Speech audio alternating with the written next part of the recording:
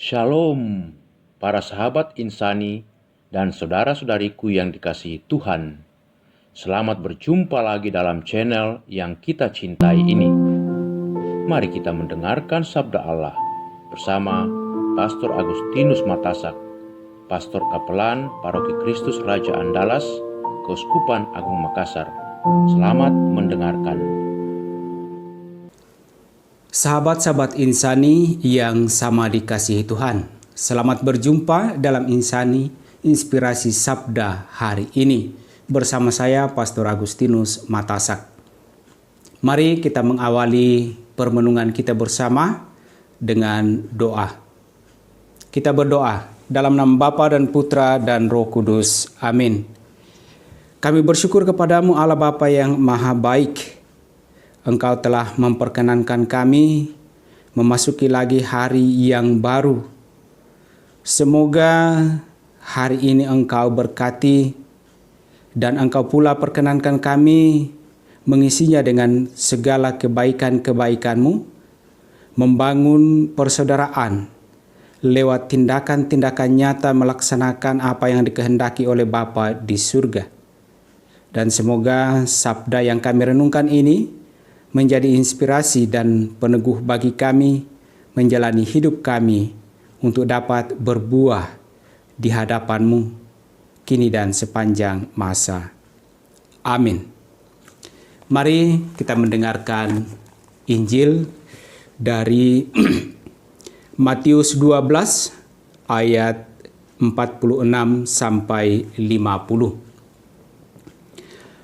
Ketika Yesus masih berbicara dengan orang banyak itu, ibunya dan saudara-saudaranya berdiri di luar dan berusaha menemui dia. Maka seorang berkata kepadanya, "Lihat, ibumu dan saudara-saudaramu ada di luar dan berusaha menemui engkau."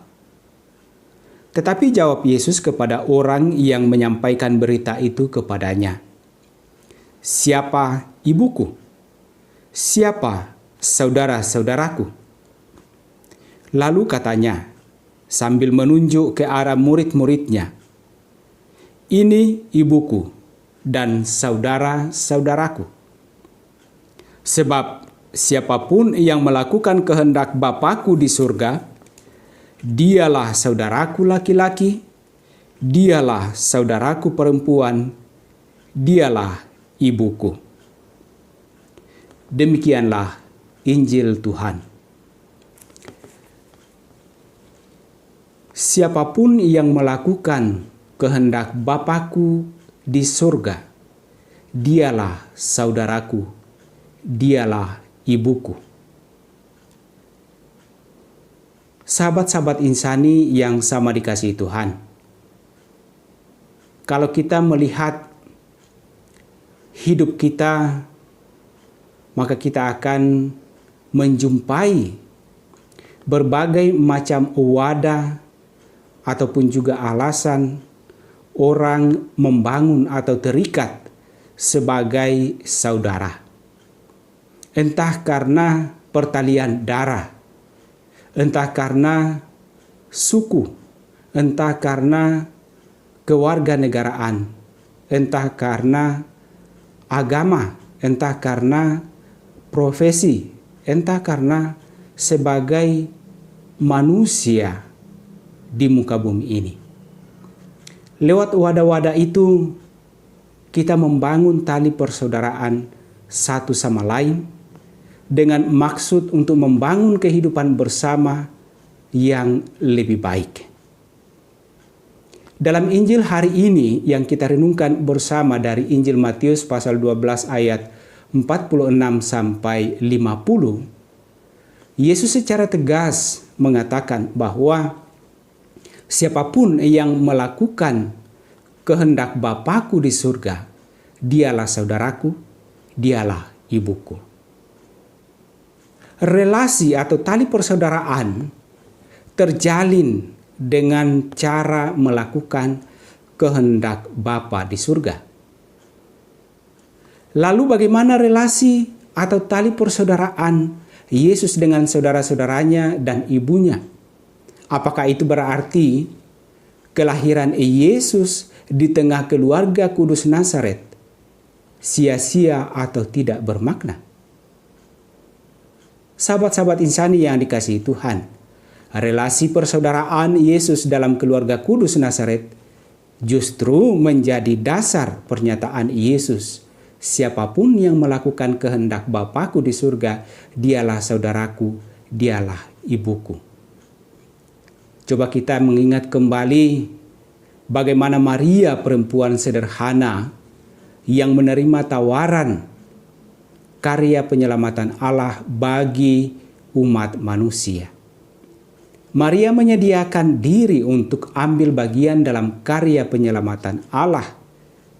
Kesediaan Maria dinyatakan dalam kata-kata iman, "Aku ini hamba Tuhan, terjadilah padaku menurut perkataanmu." Maria membuka diri bagi karya penyelamatan Allah dan bersedia melakukan apa yang dikehendaki oleh Allah, oleh Bapa. Oleh karena itu, pernyataan Yesus, "Siapa ibuku, siapa saudara-saudaraku,"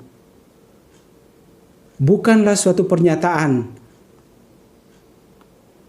penyangkalan Yesus kepada ibu dan saudara-saudaranya, tetapi suatu penegasan bahwa ibu dan saudara-saudaranya adalah orang-orang yang telah melakukan kehendak Bapanya. Relasi persaudaraan yang dibangun Yesus adalah relasi persaudaraan yang melampaui relasi persaudaraan berdasarkan pertalian darah, suku, warga negara, profesi, agama, dan lain-lain sebagainya. Karena itu, Yesus hadir sebagai Sang Juru Selamat bagi seluruh umat manusia, bukan sebatas keluarga dalam pertalian darah, suku, agama, bangsa, profesi, dan lain sebagainya. Yesus hadir untuk semua. Dan agar dapat menjadi saudara di dalam Yesus yang menerima rahmat keselamatan, maka kita harus melakukan kehendak Allah Bapa di surga. Saudara-saudari yang dikasihi Tuhan,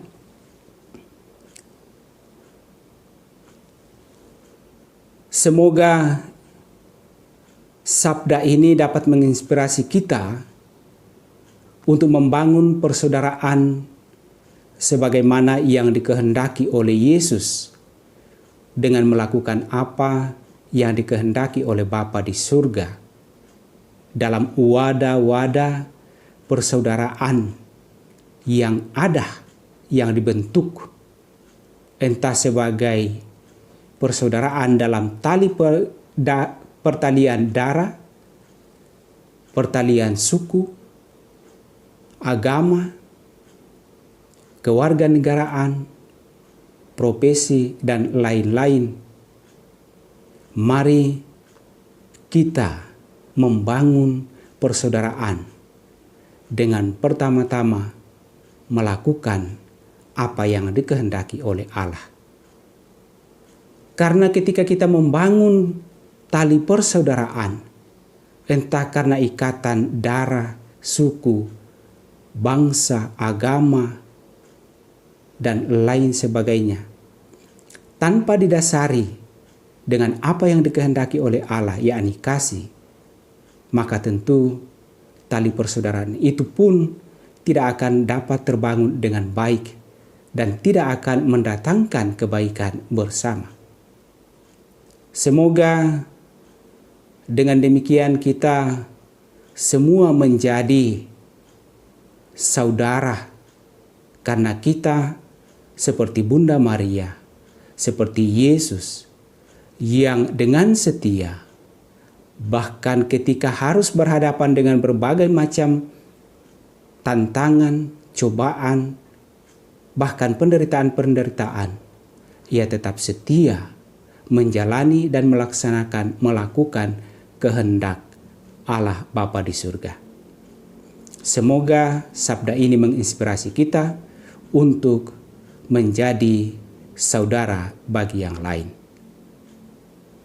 Semoga turunlah berkat Allah bagi kita, agar kita sungguh mampu menjalani hidup kita sepanjang hari ini sebagai saudara di dalam Tuhan, dalam nama Bapa dan Putra dan Roh Kudus.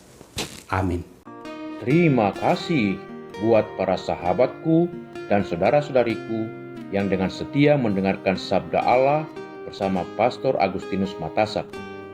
Saya, Pastor Marcel Lolotandung, mengucapkan berlimpah terima kasih kepada Pastor Agustinus Matasak. Semoga pastor dan segenap umat di paroki selalu diberkati Tuhan dalam setiap aktivitas dan pelayanannya. Amin.